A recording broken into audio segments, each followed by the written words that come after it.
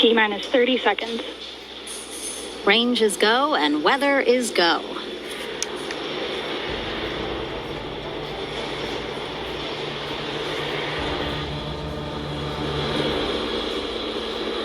T-minus 15 seconds. 10, 9, 8, 7, 6, 5, 4, 3, 2, 1. Ignition. Liftoff of the Falcon 9. Go SpaceX, go SphereX, go Punch. SphereX and Punch on their way to map out our universe like never before and revolutionize space weather forecasting.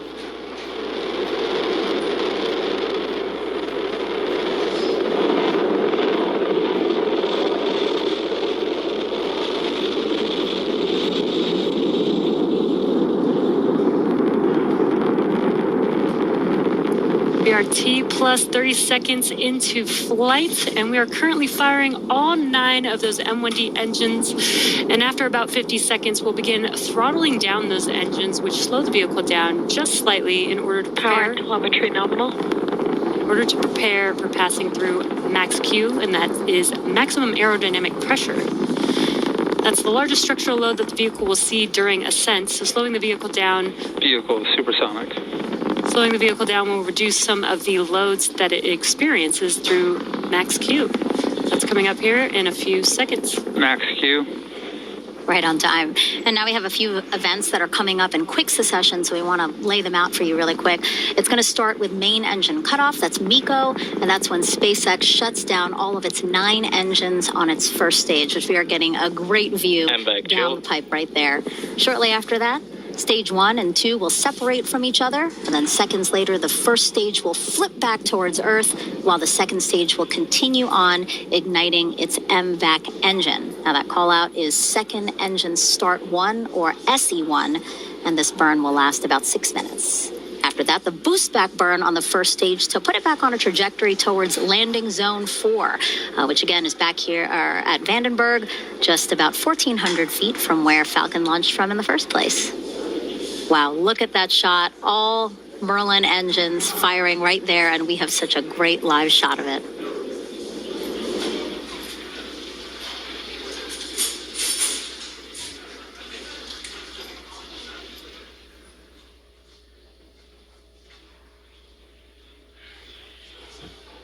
Main engine cut off. Stage separation confirmed.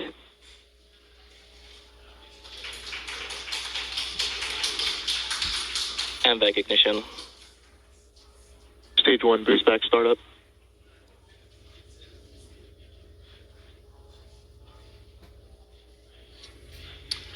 Coming up next, we will see fairing deploy, and that's when the 2 fairing halves will separate and expose SphereX and Punch to the atmosphere of space. SpaceX will attempt, they will actually retrieve those fairings back downrange on Go Beyond once they get back to Earth.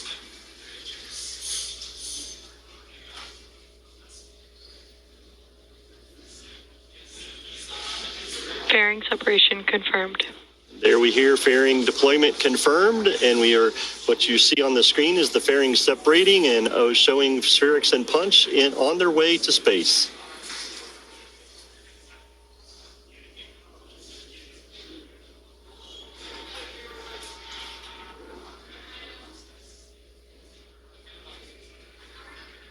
Stage 1 boost back shutdown. And there you see on your screen and heard that call out that the boost back burn is concluding on the first stage vehicle. That's the first of 3 burns that it needs to make its way back down to Earth. This is the 3rd flight for today's first stage, which previously supported 2 other launches, NROL 126 in November of 2024 and Transporter 12 just in January of this year. And you may have noticed some soot on the vehicle prior to launch. During the entry burn, which is coming up here in a couple minutes, Falcon 9 is decelerating by reigniting 3 of the 9 Merlin M1D engines. Now, this causes the vehicle to fly through Merlin's exhaust gases, or the plume, which deposits a layer of soot on the vehicle's surface, and that soot comes from the carbon-based fuel that Falcon 9 uses with each flight. The soot builds up just a little bit more on the outside of the vehicle, giving Falcon 9 its distinctive raised look. We're just so lucky to have these great views. Again, we have a split screen here. On the left side is the first stage, and you see those grid fins. They're guiding that first stage back to a trajectory here at Vandenberg Space Force Base. And then on the the right-hand side on your screen, you have the second stage, and you see that MVAC engine is still burning there.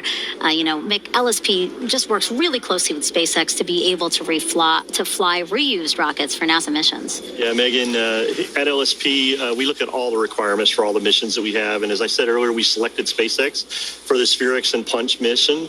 And looking at all those requirements, we ensure that even previously flown launch vehicles will meet those requirements, providing NASA with a dependable and a cost-effective ride to space for this, our first rideshare mission.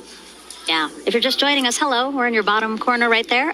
I'm NASA's Megan Cruz, and with me is Mick Woltman with NASA, and also Jesse Anderson, a senior production manager at SpaceX. Now, Mick is with NASA's Launch Services Program, which is managing today's launch. So he's going to have a lot of interesting things to say to us to walk us through what we're seeing today. And of course, we have Jesse from SpaceX. Really great ride so far. We're so lucky to have you guys. LSP chose SpaceX to deliver SphereX and Punch to what's called a sun-synchronous orbit 650 kilometers above the Earth. And SphereX is going to help answer some of the biggest astrophysical questions out there, like how do galaxies form and evolve, how water and other key ingredients for life came to be. And then Punch is made up of 4 satellites that will study the sun and see how it creates space weather that can significantly impact us on Earth. I mean, Mick, we're talking about issues with GPS or satellites, things like that. Yeah, it's Stage 1 entry burn startup. And there we heard the call for the first stage entry burn startup, looking for entry shutdown here in just a few seconds and getting ready for landing burn in just about a minute.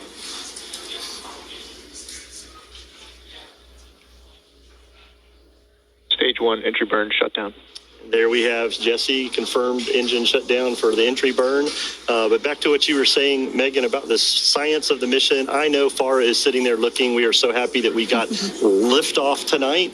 But the most important thing about these 2 missions is exactly what you were talking about. Once we get them deployed, the science that they will have to be able to help us here on Earth with some of the things we want. The spectral map of the universe will be incredible. And that solar wind and solar... Stage 1 FTS has saved. Flight termination system has been saved. Stage 1 really transonic. And it sounds like stage 1 is on its way back. So that science is very important to us here on Earth. So we're looking forward to getting these deployed this evening. You have the landing burn coming up here in a few seconds. That'll be a single engine burn and the last burn that the vehicle needs to land. Stage 1 landing burn. There's that call out. Landing burn has begun. Let's watch as Falcon 9 touches down on landing zone 4E.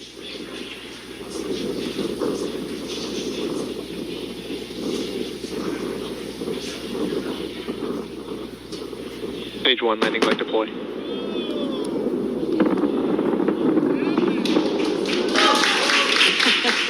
And such an awesome view of Falcon 9 touching down Stage 1 landing confirmed. on landing zone 4E, confirming